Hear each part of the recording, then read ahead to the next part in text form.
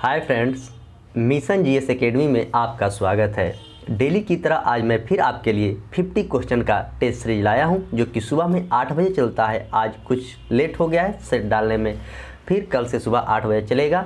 और जो भी लोग अभी तक इस सीरीज में पार्टिसिपेट नहीं हुए हैं वो जल्द से जल्द इस सीरीज में पार्टिसिपेट हो जाएं, क्योंकि जो इसमें 50 क्वेश्चन आपके सामने डिस्कशन जो किया जाता है, आपके एग्जाम की दृष्टि से यह काफ़ी महत्वपूर्ण क्वेश्चन रहता है। और यह जो 50 क्वेश्चन में चारों ऑप्शन का डिस्कशन कर दिया जाता है कि कहीं भी आपके एग्जाम में ज़रूर यह क्वेश्चन मिलने की 100% संभावना रहती है। और सेट बनाने का सबसे अच्छा और सबसे सही तरीका माना जाता है कि किसी भी सेट को आप बनाएं, वो मैथ या रीजनिंग हो या जीके हो या करंट अफेयर्स हो, उसे आप अच्छे से डिस्कशन करें। डिस्कशन करने से होता क्या है कि आपका कन्फ्यूजन दूर होगा और आगे वह क्वेश्चन अगर सेट में आता है तो आपसे गलती नहीं होगी। अगर आप सेट मार कर छोड़ देंगे तो उससे आपको कोई फ़ायदा नहीं होगा। सेट मारने के बाद डिस्कशन करना हर संभव प्रयास कीजिएगा कि डिस्कशन उसके अच्छे से कर लें, क्योंकि डिस्कशन कीजिएगा तो अगले सेट में आपका नंबर इम्प्रूव होगा। ऐसा करते करते एक समय आएगा कि आपका जीके जीएस में कन्फ्यूजन दूर हो जाएगा और जब भी आप एग्ज़ाम देने जाइएगा उसमें अच्छा करके ज़रूर आइएगा। ये मेरा 100% बात सही है। इस बात को आप फॉलो कीजिए, आप ज़रूर ही इसमें सफलता पाएंगे। तो जो भी लोग चैनल पर नए हैं तो चैनल को सब्सक्राइब करें, लाइक करें और अपने दोस्तों में ज़्यादा से ज़्यादा शेयर करें कि और भी स्टूडेंट को इससे फ़ायदा मिले। और आपके पास जो भी ग्रुप है, टेलीग्राम, व्हाट्सअप, फेसबुक, इंस्टाग्राम, सारे ग्रुप में वीडियो को डाल दीजिए कि वीडियो और भी स्टूडेंट के पास पहुँच जाए। और सुबह में यह 8 बजे से चलता है। आज लेट हो चुका है 1 घंटा, लेकिन सुबह में 8 बजे से यह सेट चलता है और 8:30 तक हर संभव प्रयास किया जाता है कि इसको अपलोड कर दिया जाए। वीडियो थोड़ा सा लंबा होता है क्योंकि चारों ऑप्शन का डिस्कशन करेंगे तो वीडियो थोड़ा लंबा लाजमी है कि होगा। तो नए लोग चैनल को सब्सक्राइब करें, लाइक करें और अपने दोस्तों में शेयर करें। और इसका टेलीग्राम में PDF भी डाल दिया जाता है। अभी तक इसमें मैंने 9 सेट कर दिया है, आज 10 नंबर सेट है और इसमें 100 सेट है। 100 सेट कर दिया जाएगा, उसके बाद आप इसे 2-3 बार देख लेंगे, आपका जीके जीएस काफ़ी अच्छा हो जाएगा। तो चलिए आइए सेशन की शुरुआत करते हैं। आज का पहला क्वेश्चन क्या है? अबुल हसन नामक चित्रकार किस शासक के दरबारी था? अकबर, शाहजहां, जहांगीर और इनमें से कोई नहीं। तो अबुल हसन आपको जहांगीर के चित्रकार का शासक दरबारी कवि था। शाहजहां की बात करें, इसे स्थापत्य कला का स्वर्ण युग कहा जाता है। और अकबर की बात करें तो अकबर के हिंदी के स्वर्ण काल का युग कहा जाता है। और अकबर 13 वर्ष 7 महीना में गद्दी पर बैठा था और अकबर ने पानीपत की दूसरी लड़ाई 1526 में लड़ा था। आइए अगला क्वेश्चन देखते हैं, क्वेश्चन नंबर 2। क्वेश्चन नंबर 2 कह रहा है कि निम्नलिखित में से किन राज्यों की सीमा बांग्लादेश से मिलती है? तो यहाँ पर क्वेश्चन पूछा गया कि बांग्लादेश से, सबसे पहले आप याद रखें कि बांग्लादेश से भारत की 5 राज्य की सीमा लगती है और उसमें सबसे ज़्यादा किस राज्य की सीमा लगती है? तो WB यानी कि पश्चिम बंगाल की सीमा बांग्लादेश से सबसे ज़्यादा लगता है। और बांग्लादेश की सीमा जो टोटल है भारत से 4096.6 किलोमीटर लगा हुआ है। तो इसमें कौन कौन से राज्य हैं? मेघालय, त्रिपुरा, असम और मिजोरम। तो पूछा गया कि कौन कौन राज्य का लगता है, तो यह चारों राज्य का लगता है और इसमें एक पश्चिम बंगाल आप जोड़ लीजिएगा। 5 राज्य का सीमा लगता है और पश्चिम बंगाल का सीमा सबसे ज़्यादा बांग्लादेश से लगता है। Question number 3। पश्चिमी घाट निम्नलिखित पहाड़ियों का उत्तर से दक्षिण सही क्रम। पश्चिमी घाट की निम्नलिखित पहाड़ियों का उत्तर से दक्षिण का सही क्रम। नीलगिरी पहाड़ियाँ, अन्नामलाई की पहाड़ियाँ और इलायची की पहाड़ियाँ। इसे क्या करना है? क्रमवत इसे सजाना है।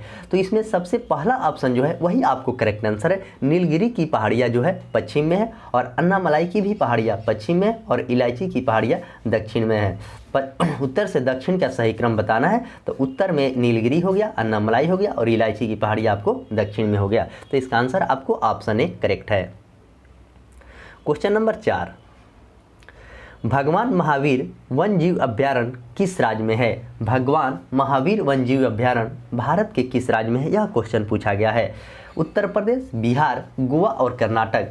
तो आप भगवान महावीर के नाम सुनकर इसका आंसर आप बिहार, आपके दिमाग में ये बात आती होगी, लेकिन इसका करेक्ट आंसर की बात करें तो यह गोवा में है।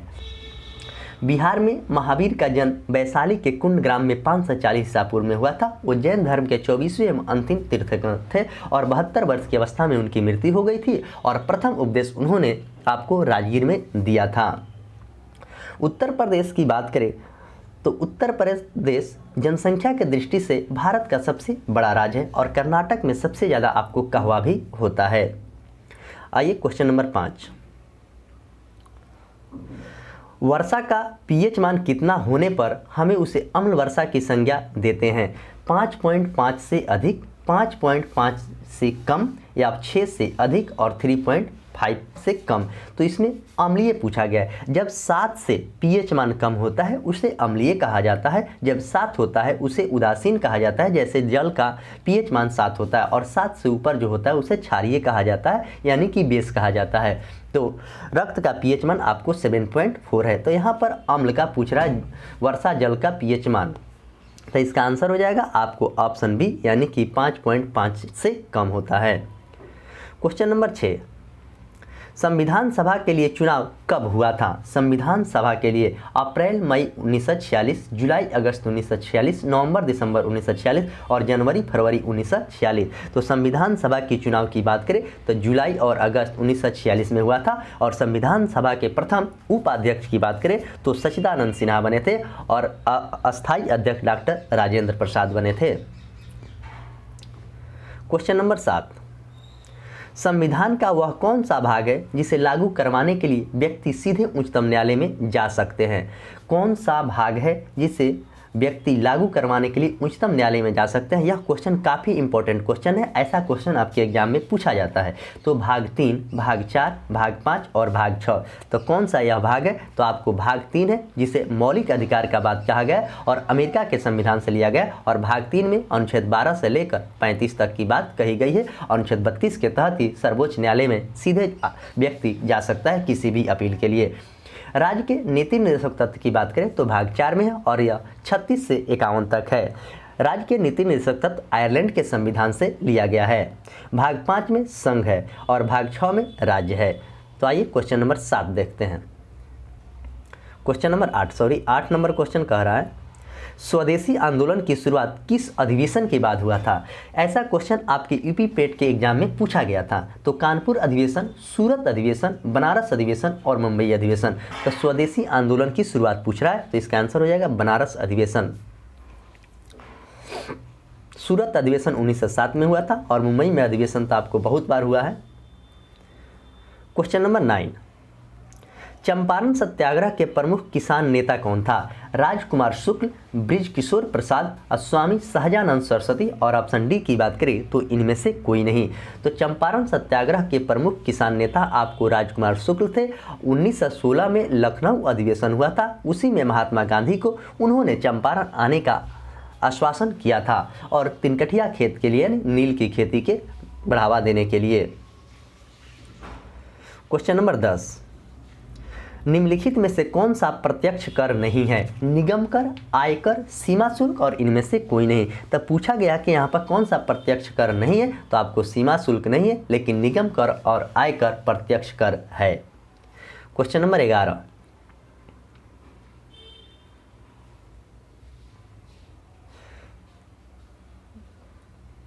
क्वेश्चन नंबर 11 कह रहा है कार्नेटाइट किस धातु का अयस्क या खनिज है? कार्नेटाइट जो है किस धातु का अयस्क और खनिज है? तो बेरिलियम का, क्रोमियम का, यूरेनियम का और कॉपर का। तो कार्नेटाइट की बात कह रहा है, तो इसका आंसर हो जाएगा आपको यूरेनियम का है। कॉपर का क्यूप्रिक ऑक्साइड होता है और क्रोमियम की बात करें तो इसका एटॉमिक नंबर 24 होता है और इसका संकेत Cr होता है। और कॉपर का आपको 29 होता है और इसका Cu इसका संकेत होता है। क्वेश्चन नंबर 12, द्विनाम पद्धति का प्रतिपादक कौन था? द्विनाम पद्धति डार्विन, लिनियस, थियोफ्रेटस और हिपोक्रेटस। तो द्विनाम पद्धति का प्रतिपादन आपको लिनियस के द्वारा किया गया था।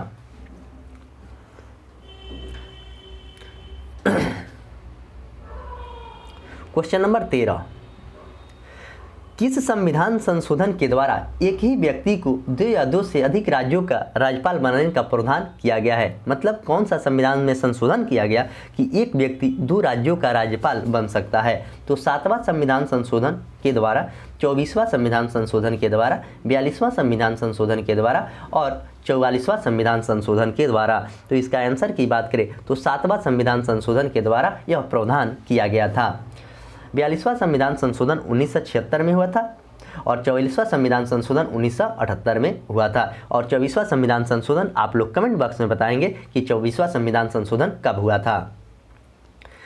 आप लोग भी कमेंट बॉक्स में आंसर पूछ सकते हैं और बता भी सकते हैं, और आपका कितना स्कोर हो रहा है वो भी कमेंट बॉक्स में आप जरूर कमेंट करने का प्रयास करें। बिहार में पंचायतों को वित्तीय स्थिति का पुनर्विलोकन करने के लिए निम्न में से कौन सा राज्य वित्त आयोग का गठन करता है? मुख्यमंत्री, वित्त मंत्री, राज्यपाल और पंचायती राज मंत्री। तो कौन सा यह करता है, यह बात पूछा गया। तो इसको आपको राज्यपाल के द्वारा किया जाता है। और राज्यपाल की बात करें तो अनुच्छेद 53 में राज्यपाल की बात है, और अनुच्छेद 164 में मुख्यमंत्री की बात है। और वित्त आयोग की बात अनुच्छेद 280 में, और पंचायती राज के बाद 243 में है। तो ये सारे बात को आप अच्छे से याद रखेंगे, आपके एग्जाम में यहाँ से क्वेश्चन हमेशा पूछा जाता है। क्वेश्चन नंबर 15, गीत गोविंद के रचयिता जयदेव किस शासक के दरबारी कवि थे? देखिए, पहले क्वेश्चन पूछा जाता था कि गीत गोविंद कौन लिखा है, तो जयदेव ने लिखा है, और वह किसके दरबारी कवि हैं यहाँ पर पूछा गया। तो कनिष्क के, चंद्रगुप्त द्वितीय के, धर्मपाल के, और ऑप्शन डी की बात करें तो लक्ष्मण सेन के। तो इसका आंसर हो जाएगा गीत गोविंद जयदेव आपको लक्ष्मण सेन के थे। कनिष्क की बात करें तो चौथा जो बौद्ध संगीति आपको कुंडलवन जम्मू कश्मीर में हुआ था, उसकी अध्यक्षता कनिष्क ने किया था। धर्मपाल की बात करें तो विक्रमशिला विश्वविद्यालय की स्थापना जो भागलपुर में, उसे धर्मपाल के द्वारा करवाया गया था।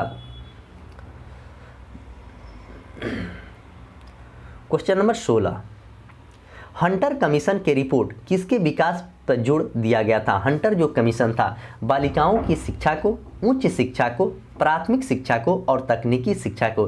देखिए, ऑप्शन को इतना कॉम्प्लिकेटेड बनाया गया है कि सभी में शिक्षा जोड़ा गया है, और आप अच्छे से इसे नहीं पढ़े होंगे तो आपको आंसर देने में काफ़ी कठिनाइयाँ होगी। तो इसीलिए कहते हैं कि डिस्कशन को आप अच्छे से कीजिएगा तो हमेशा सही आंसर टिक करके आप एग्जाम में आइएगा। तो हंटर कमीशन की रिपोर्ट किसके विकास पर विशेष जोर दिया गया था? तो प्राथमिक शिक्षा पर दिया गया था। यह बिल्कुल करेक्ट आंसर है।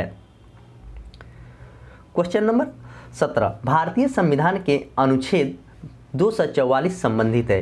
ये बहुत ही टॉप क्वेश्चन हो गया। आपको 245, 244 कभी कभी एग्जाम में पूछा जाता है, लेकिन 245 आपके एग्जाम यूपी पेट में पूछ दिया गया था, और 243 तो हमेशा एग्जाम में पूछा जाता है। तो आइए 244 को मैं आपके सामने चर्चा करता हूँ कि यह किस में इसकी बात है। तो अनुसूचित क्षेत्र और जनजाति क्षेत्रों की प्रशासन की बात अगर कहेगा तो अनुच्छेद 244 इसका करेक्ट आंसर ये होगा। क्वेश्चन नंबर 18, बिहार में पंचायत का मुखिया अपना त्यागपत्र देता है किसको? जो बिहार में पंचायत का चुनाव होता है उसका मुखिया किसको त्यागपत्र? उप मुखिया को, प्रखंड विकास पदाधिकारी को, जिला अधिकारी को, जिला पंचायत राज पदाधिकारी को। तो वह किसे देता है, यह बात पूछा गया। तो जिला पंचायत पदाधिकारी को वह देता है, और उसके बाद वहाँ के कार्यभार उप मुखिया देखता है, और 6 महीना के अंदर चुनाव कराना हर संभव प्रयास होता है कि 6 महीना के अंदर चुनाव होना ही है।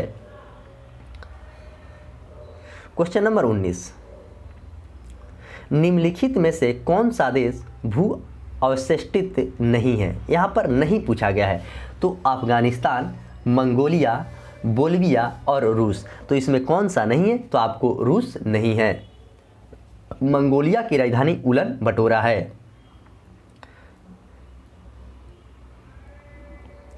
क्वेश्चन नंबर 20, किस बौद्ध संगति के दौरान विनय पिटक एवं सूत पिटक की रचना की गई थी? कौन सा 4 बौद्ध संगतियाँ हुई है? प्रथम की बात करें तो आपको राजगीर में हुआ था, जो अजातशत्रु के शासनकाल में हुआ था। दूसरा आपको वैशाली में हुआ था, जिसे कालाशोक के शासनकाल में हुआ था। और तीसरा की बात करें तो पाटलिपुत्र में हुआ था, अशोक के शासनकाल में। और चतुर्थ की बात करें तो चतुर्थ आपको कनिष्क के शासनकाल कुंडलवन जम्मू कश्मीर में हुआ था। तो यहाँ पर आपसे क्वेश्चन पूछा गया कि विनय पिटक एवं सूत पिटक की रचना किस बौद्ध संगति में किया गया था? तो इसका आंसर हो जाएगा आपको ऑप्शन ए, यानी कि प्रथम में किया गया, बिल्कुल करेक्ट आंसर है। क्वेश्चन नंबर 21, 1937 के प्रांतीय चुनाव के बाद कांग्रेस में कुल कितने प्रांतों के सरकार बनाई गई? जो 1937 के प्रांतीय चुनाव के बाद यह पूछा है। तो 5वें, 7वें, 8वें और 9वें। तो इसका आंसर की बात करें तो 8 राज्यों में इन्होंने कांग्रेस के कुल प्रांतों में सरकार बनाई गई थी 1937 के प्रांतीय चुनाव के बाद। क्वेश्चन नंबर 22, एक जीन एक एंजाइम का सिद्धांत किसने प्रतिपादित किया था? वाटसन एवं क्रिक, हरिगोविंद खुराना, बिडल एवं टेटम, और ऑप्शन डी की बात करें तो मर्गन। तो इसका आंसर हो जाएगा बिडल एवं टेटम के द्वारा एक जीन एक एंजाइम का सिद्धांत दिया गया था। डीएनए का खोज वाटसन एवं क्रिक के द्वारा की गई थी। हरिगोविंद खुराना को 1968 में नोबेल पुरस्कार दिया गया था। अब एक तरफ सूची दिया गया और दूसरे तरफ मिलान करना है, तो इसको आइए मिलाते हैं। तो इरेप्सिन जो है ना, यह सुक्रोज को फ्रुक्टोज में बदल देता है। इरेप्सिन जो है, आइए मिलाते हैं। मिलाने वाले में थोड़ा सा दिक्कत होती है। इरेप्सिन जो है पॉलीपेप्टाइड को एमिनो अम्ल में बदल देता है, और माल्टेज की बात करें तो माल्टेज मल्टोज को ग्लूकोज में बदल देता है, और लाइपेज की बात करें तो लाइपेज आपको वसीय अम्ल तथा ग्लिसरॉल में बदल देता है, और सुक्रोज की बात करें तो सुक्रोज आपको फ्रुक्टोज में बदल देता है। तो इस तरह इसका आंसर की बात करें तो ऑप्शन डी हो जाएगा, 1 का 3, बी का 1, सी का 2 और डी का 4। क्वेश्चन नंबर 24, पदार्थ के परमाणुविक सिद्धांत सर्वप्रथम किसने दिया था? Rutherford, John Dalton, J Thomson और बोर्स। तो किसके द्वारा यह दिया गया था पदार्थ का? तो आपको जॉन डाल्टन के द्वारा दिया गया था। क्वेश्चन नंबर 25, धान से निकलने वाली गैस कौन सा है? जो धान के खेत से निकलने वाली गैस इथेन है, मीथेन है, नाइट्रोजन है और ये सभी है। तो इसका आंसर की बात करें तो मीथेन गैस निकलता है, जिसे मार्स गैस कहा जाता है, जिसका सूत्र आपको CH4 होता है, जिसे गोबर गैस भी कहा जाता है। नाइट्रोजन सबसे ज़्यादा वायुमंडल में आपको 78% नाइट्रोजन पाया जाता है, और ऑक्सीजन की बात करें तो 21% पाया जाता है, और कार्बन डाइऑक्साइड 0.03% पाया जाता है वायुमंडल में।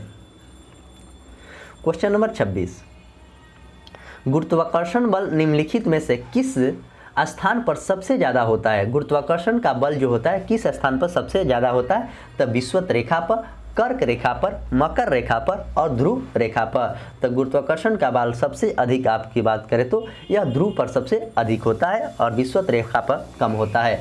कर्क रेखा की बात करें तो भारत में 8 राज्यों से होकर कर्क रेखा गुजरता है, जिसका क्रम आपको अच्छे से याद होना चाहिए। तो पश्चिम से आइए कर्क रेखा मैं देखता हूँ। सबसे पहले गुजरात, उसके बाद आपको राजस्थान, तब मध्य प्रदेश, मध्य प्रदेश के बाद छत्तीसगढ़, छत्तीसगढ़ के बाद पश्चिम बंगाल, पश्चिम बंगाल के बाद त्रिपुरा और त्रिपुरा के बाद मिजोरम। इस तरह 8 राज्यों से गुजरता है, इसको आप अच्छे से याद रखेंगे। क्वेश्चन नंबर 27, एक तरफ सूची विटामिन का दिया है और दूसरे तरफ विटामिन के नाम दिया गया है। तब पूछा गया है कि विटामिन के का नाम क्या है? तो विटामिन के का नाम हो जाएगा आपको फाइलोक्विनिन, यानी कि डी का 1, यानी कि डी का 1 जो होगा। तो आइए इसको आंसर मिलाते हैं। और विटामिन B1 का हो जाएगा थायमीन। तो इसका आंसर की बात करें तो इसका आंसर हो जाएगा आपको ऑप्शन ए। विटामिन ए का टोकोफेरॉल है। क्वेश्चन नंबर 28, ध्वनि की चाल निर्वात में कितना होता है? ध्वनि की चाल निर्वात में कितना होता है? हवा में ध्वनि की गति से ज़्यादा, हवा में ध्वनि की गति के बराबर, हवा में ध्वनि की गति से कम, और ऑप्शन डी की बात करें तो 0। तो ध्वनि की गति निर्वात में आपको 0 होता है और हवा में 332 होता है। क्वेश्चन नंबर 29,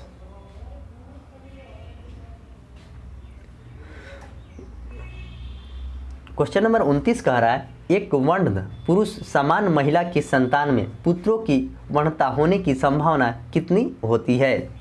जो कलर ब्लाइंडनेस की बात कह रहा है 50%, 100%, 25% और 0%। इसका आंसर हो जाएगा आपको ऑप्शन डी, 0% होने की संभावना होती है। एक भारत श्रेष्ठ भारत अभियान भारत के किस मंत्रालय या संस्था के द्वारा जारी किया गया है? एक भारत और श्रेष्ठ भारत सूचना और प्रसारण मंत्रालय, नीति आयोग, आवास एवं शहरी मंत्रालय, मानव संसाधन मंत्रालय। तो यह किसके द्वारा शुरू किया गया है? तो इसका आंसर हो जाएगा सूचना और प्रसारण मंत्रालय के द्वारा शुरू किया गया है। क्वेश्चन नंबर 30, एक तरफ सूची दिया गया और दूसरी तरफ मिलाने की बात यहाँ भी दी गई है, तो आप अच्छे से इसे मिलाएं। आइए देखते हैं। उष्णकटिबंधीय जो वन है वह कहाँ है? आपको साइलेंट वैली यानी कि ए का 4, शंकु वृक्ष वन की बात करें तो यह हिमाचल प्रदेश में है। कच्छ वनस्पति की बात करें तो कच्छ के वनस्पति आपको सुंदरवन में है, और पतझड़ की बात करें तो राजस्थान में है। तो यानी कि ए का 4, बी का 2, सी का 1 और डी का 3, यानी कि ऑप्शन डी इसका करेक्ट आंसर है। क्वेश्चन नंबर 32, नेपाल की सीमा स्पर्श करने वाले बिहार के जिलों का सही क्रम बताएं। तो सबसे पहले नेपाल का सीमा भारत के 5 राज्यों से लगता है, और सबसे ज़्यादा सीमा नेपाल का आपको बिहार से ही लगा है। तो यहाँ पर क्रम पूछा जा रहा है कि सही क्रम। तो पश्चिमी चंपारण जिसे बेतिया कहा जाता है, पूर्वी चंपारण जिसे मोतिहारी कहा जाता है, सीतामढ़ी सबसे पश्चिम में है, उसके बाद पूर्वी है, उसके बाद सीतामढ़ी, उसके बाद मधुबनी, उसके बाद सुपौल और उसके बाद अररिया, अररिया के बाद किशनगंज। यह जितने भी ज़िले हैं यह आपको नेपाल से सीमा लगता है। आपको 1, 2, 3, 4, 5, 6 और 7 जिला है। पश्चिमी चंपारण, पूर्वी चंपारण, सीतामढ़ी, मधुबनी, सुपौल, अररिया और किशनगंज। तो इसका करेक्ट आंसर की बात करें तो ऑप्शन ए इसका करेक्ट आंसर है। क्वेश्चन नंबर 33, पखुई वन्यजीव अभ्यारण्य कहाँ पे है? पखुई वन्यजीव अभ्यारण्य अरुणाचल प्रदेश, मिजोरम, मणिपुर और नागालैंड। तब पखुई की बात करें तो यह अरुणाचल प्रदेश में है। मिजो की पहाड़ियाँ मिजोरम में है, और दालमा की बात करें तो दालमा आपको नागालैंड में है। तैरता हुआ पार्क किबिल लामजाओ आपको मणिपुर में है। ये भी याद रखेंगे, आपके एग्जाम में कई बार यह क्वेश्चन पूछा जा चुका है।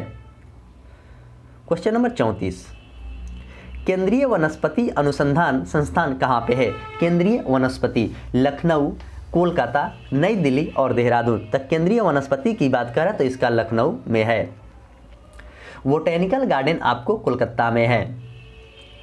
मलेरिया अनुसंधान केंद्र नई दिल्ली में है, और वन अनुसंधान केंद्र की बात करें तो देहरादून में है। तो चारों अनुसंधान केंद्र को आप अच्छे से याद रखेंगे, कहीं ना कहीं जरूर क्वेश्चन एग्जाम में पूछने की संभावना हमेशा बनी रहती है। क्वेश्चन नंबर 35, अंग्रेजों के द्वारा बनाई गई भू राजस्व व्यवस्था निम्नलिखित प्राणियों में से कौन कृषकों के लिए ज़्यादा सुरक्षा प्रदान करती है? मतलब अंग्रेज के द्वारा जो बनाई गई भू राजस्व व्यवस्था थी, तो जमींदारी व्यवस्था, रैयतवाड़ी व्यवस्था, महलवाड़ी व्यवस्था और ऑप्शन डी की बात करें तो इनमें से सभी। तो इसका आंसर हो जाएगा आपको ऑप्शन बी, रैयतवाड़ी व्यवस्था से। और महलवाड़ी व्यवस्था की बात करें तो हल्ट मैकेंजी के द्वारा 1820 और 21 में किया गया था। क्वेश्चन नंबर 36, सहायक संधि ब्लेजली के द्वारा लाई गई थी। निम्नलिखित में से किस राज्य के शासक इसमें सम्मिलित नहीं हुए थे? सबसे सहायक संधि लॉर्ड वेलेस्ली के साथ, तो पेशवा, भोसले, होलकर और सिंधिया। तो कौन इसमें पूछा गया कि शामिल नहीं थे? तो होलकर नहीं थे, लेकिन पेशवा और भोसले और सिंधिया थे। तो ये क्वेश्चन भी आपके एग्जाम में पूछा गया है। बीपीएससी प्रीवियस क्वेश्चन है, आप देखेंगे जाकर प्रीवियस क्वेश्चन तो आपको यह जरूर मिलेगा। क्वेश्चन नंबर 37, निम्नलिखित में से कौन सा शासक बौद्ध धर्म से संबंधित नहीं है? तो अशोक, कनिष्क, प्रसेनजीत और चंडो प्रघोत। तो इसमें पूछा गया कि कौन बौद्ध धर्म से संबंधित नहीं है, तो नहीं वाला आंसर देना है। तो इसका आंसर हो जाएगा आपको ऑप्शन डी, यानी कि चंड प्रघोत थे। तो कनिष्क के शासनकाल में चौथा हुआ ही था, और अशोक के शासनकाल में आपको तीसरा हुआ था, और प्रथम आपको पता ही है। तो ये तीनों थे और यही नहीं थे और नहीं पूछा गया था। इसका आंसर ऑप्शन डी करेक्ट है। आइए क्वेश्चन नंबर 38 देखते हैं।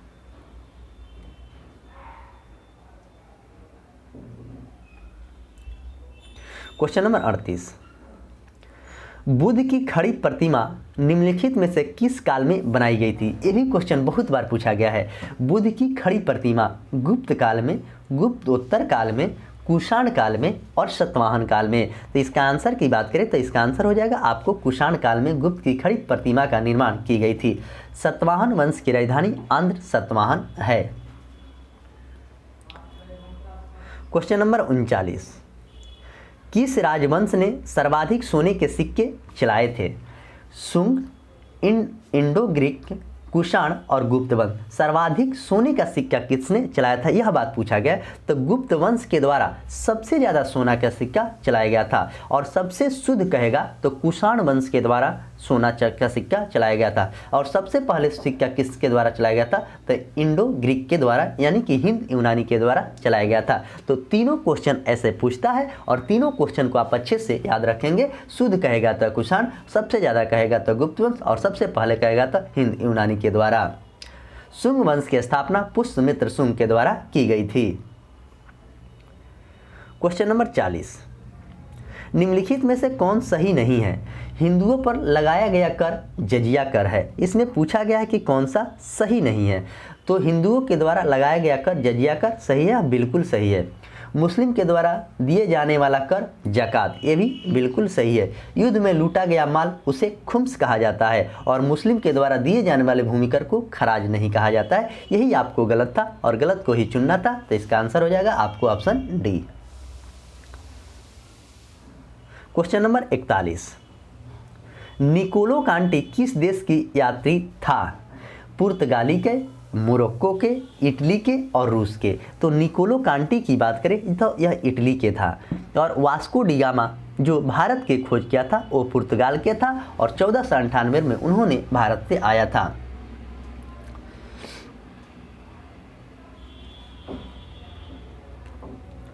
क्वेश्चन नंबर 42, विजयनगर साम्राज्य पर सर्वाधिक काल तक किस वंश का शासक रहा था? आर्यवीडु वंश, संगम वंश, तुलु वंश और सालू वंश। तो विजयनगर साम्राज्य में सर्वाधिक काल, यह दक्षिण भारत की बात कहा जा रहा है, यहाँ से क्वेश्चन पूछा गया दक्षिण भारत से। तो इसका आंसर हो जाएगा संगम वंश का सबसे ज़्यादा शासन काल था। क्वेश्चन नंबर 43, निम्नलिखित में से कौन लोहा का अयस्क नहीं है? पूछा गया कि कौन सा इसमें लोहा का अयस्क नहीं है। तो हेमेटाइट, मैग्नेटाइट, सिडेराइट और मेल्केकाइट। तो इसमें लोहा का कौन सा नहीं है? तो आपको मेल्केकाइट लोहा का नहीं है और बाकी तीनों हेमेटाइट, मैग्नेटाइट और सिडेराइट लोहा का निष्कर्षण इसी से होता है। क्वेश्चन नंबर 44, हीरे का क्रिस्टलीय आकार के होते हैं? हीरे का क्रिस्टलीय आकार होते हैं समषष्ठभुजाकार, चतुष्फलकीय, त्रिभुजाकार, समचतुर्भुजाकार। तो हीरे का क्रिस्टलीय किस आकार के होते हैं? यह क्वेश्चन आपसे पूछा गया। तो इसका आंसर हो जाएगा चतुष्फलकीय आकार का होता है। क्वेश्चन नंबर 45, एशिया का सबसे पुराना शेयर बाजार कौन सा है? एशिया का सबसे पुराना शेयर बाजार Kolkata stock exchange, national stock exchange, Ahmedabad stock exchange, Bombay stock exchange. तो एशिया का सबसे पुराना शेयर बाजार कौन सा है? यह क्वेश्चन पूछा गया है। तो इसका आंसर हो जाएगा आपको option D, Bombay stock exchange Asia का सबसे पुराना शेयर बाजार है। क्वेश्चन नंबर 46, निम्न में से किस अर्थशास्त्री ने अवसर लागत के सिद्धांत दिया था? निम्न में से किस अर्थशास्त्री ने अवसर लागत का सिद्धांत दिया था? एडम स्मिथ, किंग्स, डेविड रिकार्डे और गॉटफ्रीड हेबलर। तो किसने दिया था यह बात पूछा गया। तो इसका आंसर हो जाएगा आपको ऑप्शन डी, यानी कि गॉटफ्रीड हेबलर ने दिया था। अर्थशास्त्र के पिता एडम स्मिथ थे। क्वेश्चन नंबर 47, एक तरफ पुरस्कार है और एक तरफ क्षेत्र है, मतलब कौन से पुरस्कार किस क्षेत्र में दिया जाता है, यह क्वेश्चन आपसे पूछा गया है। तो आइए मिलाते हैं। ज्ञानपीठ पुरस्कार की बात करें तो ज्ञानपीठ पुरस्कार आपको साहित्य के क्षेत्र में दिया जाता है। भटनागर पुरस्कार आपको खेल में दिया जाता है। अर्जुन पुरस्कार की बात करें तो अर्जुन पुरस्कार और दादा साहेब फाल्के, तो दादा साहेब फाल्के आपको सिनेमा में दिया जाता है और अर्जुन पुरस्कार आपको विज्ञान में दिया जाता है। तो इसके आंसर की बात करें तो ऑप्शन बी इसका करेक्ट आंसर है। 2 का बी होगा, सॉरी, और सी का 3 होगा, यानी कि सी का एक ऑप्शन बी इसका करेक्ट आंसर है।